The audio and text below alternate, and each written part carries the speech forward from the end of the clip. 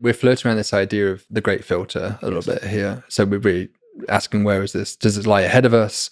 Nuclear war, maybe imminent, that would be a filter that's ahead of us. Or could it be behind us, and that it's the advent of technology that is genuinely a rare occurrence in the universe, and that explains the Fermi paradox. And so that's something that obviously people have debated and argued about in SETI for decades and decades, but it remains a persistent.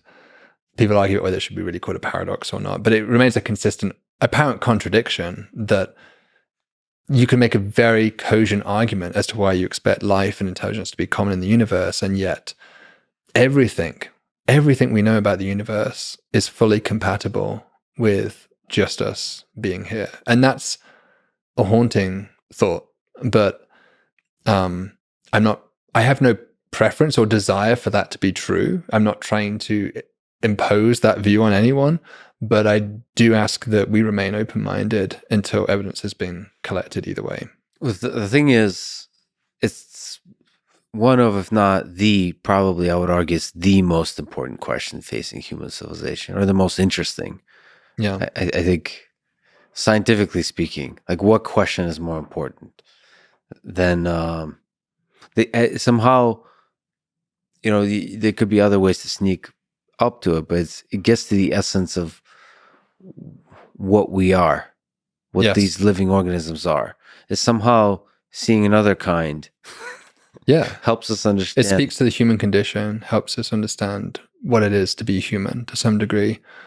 I think, I have tried to remain very agnostic about the idea of life and intelligence. One thing I try to be more optimistic about, and I've been thinking a lot with our searches for life in the universe, is life in the past.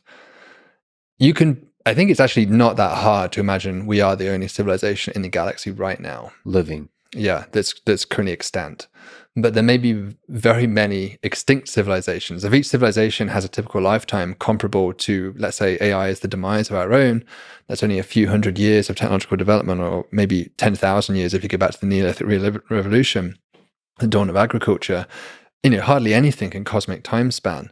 That's nothing. That's the blink of an eye. And so it's not surprising at all that we would happen not to coexist with anyone else. Mm-hmm. But that doesn't mean nobody else was ever here. And if other civilizations come to that same conclusion and realization, maybe they scour the galaxy around them, don't find any evidence for intelligence, then they have two options. They can either give up on communication and just say, well, it's never going to happen. We just may as well just, worry about what's happening here on our own planet. Or they could attempt communication, but communication through time. Mm-hmm. And that's almost the most selfless act of communication, because there's no hope of getting anything back. It's a philanthropic gift almost to that other civilization that you can maybe it might just be nothing more than a monument, which the pyramids essentially are, a monument of their existence, that these are the things they achieved, this was their, the things they believed in, their language, their culture. Or it could be maybe something more than that. It could be sort of lessons from what they learned in their own history. And so I've been thinking a lot recently about how would we send a message to other civilizations in the future? Because that act of thinking seriously about the engineering of how you would design it would inform us about what we should be looking for. Mm-hmm. And also perhaps be our best chance, quite frankly, of ever making contact. It might not be the contact we dream of, but it's still contact. There would still be a record of our existence, as pitiful as it might be compared to a two-way communication. And I love the humility behind that project, that universal project. Yeah. It's it's humble, and it humbles you to the vast temporal landscape of the universe. Just realizing our day-to-day lives, all of us will be forgotten. Mm-hmm. It's nice to think about something that sends a signal out to other, It's almost like a humility of acceptance as well, of knowing that you have a terminal disease, but your impact on the Earth doesn't have to end with your death, that it could go on beyond with what you leave behind for others to discover with maybe the books you write or what you leave in the literature. Do you think launching the Roadster vehicle out in space with a drone panic? Yeah, the Roadster. I'm not sure what someone would make of that if they found it. Yeah, that's true. I mean, there have been quasi attempts at it beyond the Roadster. I mean, there's like plaques there's the Pioneer plaques, there's the Voyager 2 Golden Record. It's pretty unlikely anybody's going to discover those because they're just adrift in space, and they will eventually mechanically die and not produce any signal for anyone to spot. So you'd have to be extremely lucky to come across them. I've often said to my colleagues that I think the best place is the moon. The moon, unlike the Earth, has no significant weathering. How long will the Apollo descent stages, which are still on the lunar surface, last for? Mm-hmm. The only real effect is micrometeorites, which are slowly like dust smashing against them pretty much. But that's going to take millions, potentially billions of years to erode that down. And so we have an opportunity, and that's on the surface. If you put something just a few meters beneath the surface, it would have even greater protection. And so it raises the prospect of that if we wanted to send something, a significant amount of information, to a future galactic spanning civilization that maybe cracks the interstellar propulsion problem, the moon's going to be there for 5 billion years. That's a long time for somebody to come by and detect maybe a strange pattern that we draw on the sand, for them to, big arrow, big cross, like look under here, and we could have a tomb of knowledge of some record of our civilization. And so I think it's, when you think like that, what that implies to us, well, okay, the galaxy is 13 billion years old. The moon is already 4 billion years old. There may be places familiar to us, nearby to us, that we should be seriously considering as places we should look for life and intelligent life, or evidence of relics that they might leave behind for us. So that thinking like that will help us find such relics, and it's like a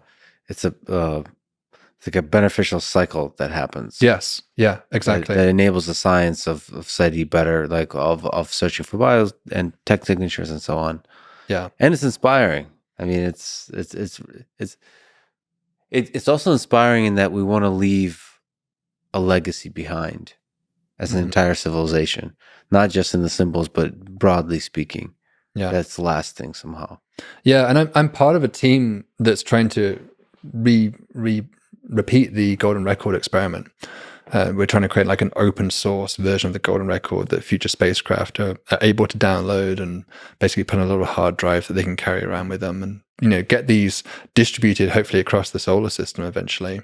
And is it going to be called The Hitchhiker's Guide to the Galaxy? Or yeah, it could be. That's a good name for it.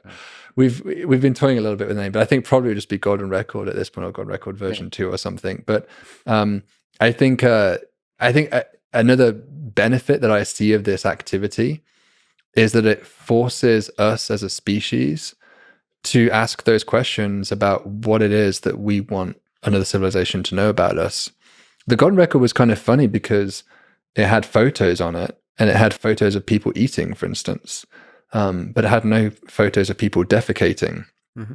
And so I always thought that was kind of funny, because if I was an alien, or if I was studying an alien, if I saw images of an alien, I would.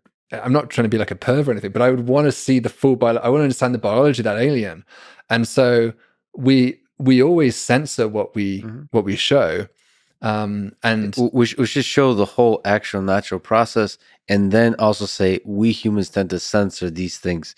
We tend to not like to walk around naked. We tend to not to talk about some of the natural biological phenomena and talk a lot about others. Yeah, and actually just be very like the way you would be to a therapist or something, very transparent about the way we actually operate. Yeah, in this world. I mean, and Sagan had that with the Golden Record. I think he originally.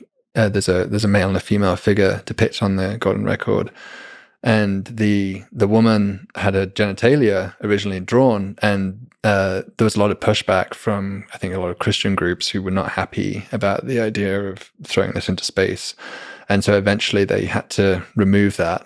And so it would be confusing biologically if you're trying to study xenobiology of this alien that apparently has no genitalia, or the man does, but for some reason the woman doesn't, and that's our own societal and cultural imprint happening into that information. That's, to be fair, just even having two sexes and predators and prey, just the whole, that could be just a very unique Earth-like thing. So they might be confused about why there's like pairs of things. Like, why are you like, why is there a man and a woman in general? Like they could be, I mean, they could be confused about a lot of things in general. I don't think they don't even know which way to hold the picture. Exactly. Or there's the picture. They might not need, they might have very different sensory devices to even interpret this. If they only, have sound as their only way of navigating the world, it's kind of lost to send any kind of, there's been a lot of conversation about sending video and audio and video and pictures, and that's one of the things I've been a little bit resistant about in the team, that I've been thinking, well, they might not have eyes, and so if you lived in the Europa surface, having eyes wouldn't be very useful. If you lived on a very dark planet on the tightly locked night side of an exoplanet, having eyes wouldn't be particularly useful. So it's kind of a presumption of us to think that video is a useful form of communication.